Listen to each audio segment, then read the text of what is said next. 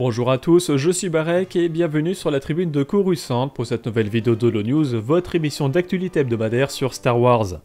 La semaine dernière, une nouvelle intéressante est tombée pour la sortie du jeu vidéo Outlaws. Plusieurs invités ont été révélés dans des conventions et une nouvelle adaptation de série en comics a été annoncée. Enfin, nous ferons un tour du nouveau merchandising.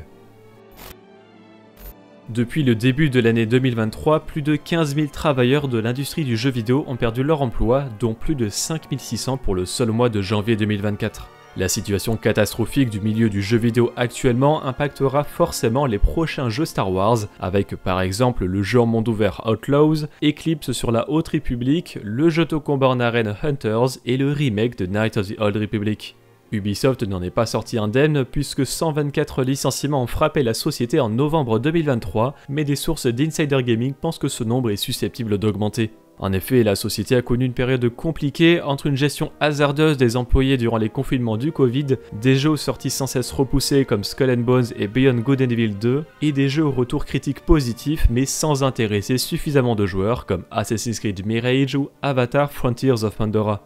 Mais Tom Henderson, qui a mené l'enquête pour Insider Gaming, déclare que 2 jeux vidéo de licence connus sortiront cette année avec une précision sur les dates. En effet, Henderson indique qu'Outlaws, le jeu Star Wars, sortirait durant la première moitié de 2024 et Assassin's Creed Codename Red durant la seconde moitié. Cette information vient contredire une autre semi-officielle de janvier qui supposait la sortie d'Outlaws pour fin 2024. En effet, au début de l'année, le site des parcs Disney avait sorti un article rappelant certaines sorties de l'année sur différents supports, dont Outlaws avec la mention de fin 2024. Mais cette précision a été rapidement modifiée pour n'afficher que 2024 aujourd'hui. Si Outlaws sort bien avant juillet 2024, la promotion du jeu ne devrait pas tarder à commencer.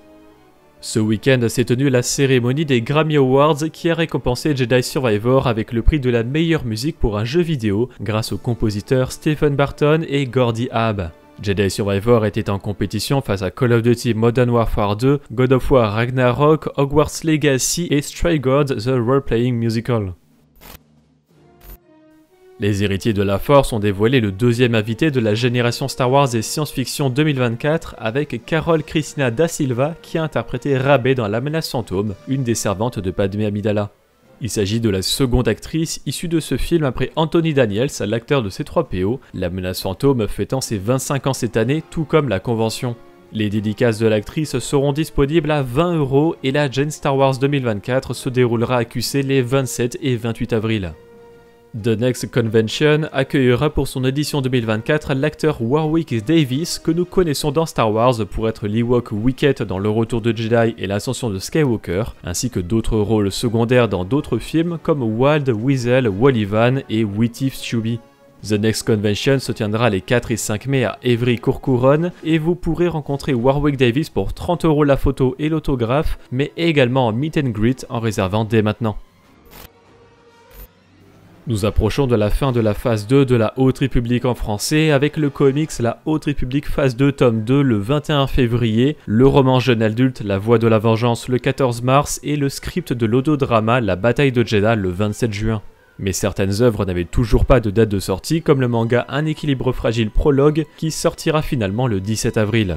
Cependant, toujours aucune nouvelle du roman jeunesse La Quête de la planète X. Et qui dit fin de phase 2, dit début de phase 3 avec le premier roman L'œil des ténèbres annoncé pour sortir le 11 juillet en français. StarWars.com nous annonce que Marvel adaptera la série Ahsoka en comics comme The Mandalorian et Obi-Wan Kenobi à partir de juillet en anglais. La mini-série en 8 numéros est écrite par Rodney Barnes avec des dessins de Stephen Cummings et George Gentil et suit l'histoire de chaque épisode de la première saison. Et voici le synopsis du premier numéro. Après la chute de l'Empire, la maître Jedi Ahsoka Tano parcourt la galaxie à la recherche du grand amiral Thrawn.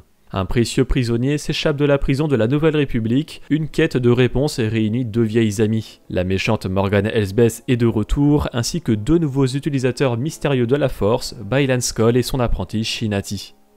Et côté extrait de comics, retrouvez-en un pour Obi-Wan Kenobi numéro 5, le lien est dans la description. Découvrez également des couvertures alternatives pour Star Wars 2020 numéro 44 et Obi-Wan Kenobi numéro 6. La semaine dernière sont sortis en anglais le roman jeunesse Escape from Valo et le comic Dr. Aphra 2020 numéro 40, la conclusion de la série. Côté merchandising, LEGO a dévoilé de nombreux sets qui sortiront le 1er mars, avec l'embarquement à bord du Tantive 4, reproduisant la scène d'introduction d'Un Nouvel Espoir, accompagné d'une minifig de l'Arc Trooper 5 pour les 25 ans de la licence LEGO. Le deuxième set est un R2D2, également marketé pour les 25 ans de la licence, et donc accompagné d'une minifig de Dark Malak. Enfin, ce sont 3 nouveaux microscales qui ont enfin été annoncés avec le Faucon Millennium, le Tantive 4 et la main invisible, le vaisseau du général Grievous. Funko a révélé une nouvelle figurine pop avec Ahsoka Tano de The Clone Wars version Diamond Collection, et Hot Toys a annoncé sa figurine 1/6 d'Han Solo du Retour de Jedi. Tous les liens sont dans la description.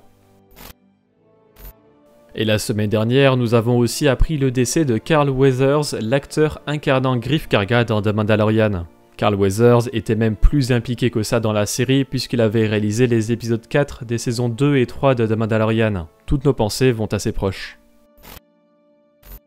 La dernière fois, nous vous avions demandé si vous êtes hypé par la saison 3 de The Bad Batch. Les résultats sont simples, 3/4 des votants le sont, sur plus de 1600 votes. Cette semaine, nous vous demandons à combien de conventions participez-vous par an environ. Vous pouvez répondre dans l'onglet communauté de la chaîne principale. Merci d'avoir regardé cette vidéo, j'espère qu'elle vous a plu. Si c'est le cas, n'hésitez pas à laisser un like, à la partager et à vous abonner en activant les notifications si vous ne voulez pas rater les prochaines vidéos de la Tribune de Coruscant. Et pour vous maintenir au courant de l'actualité Star Wars au quotidien, suivez-nous sur Facebook, Instagram, X et Threads. Et tous les dimanches, nous débriefons de l'actualité Star Wars lors de notre émission à la bas dans les étoiles sur Twitch. A bientôt et que la force soit avec vous.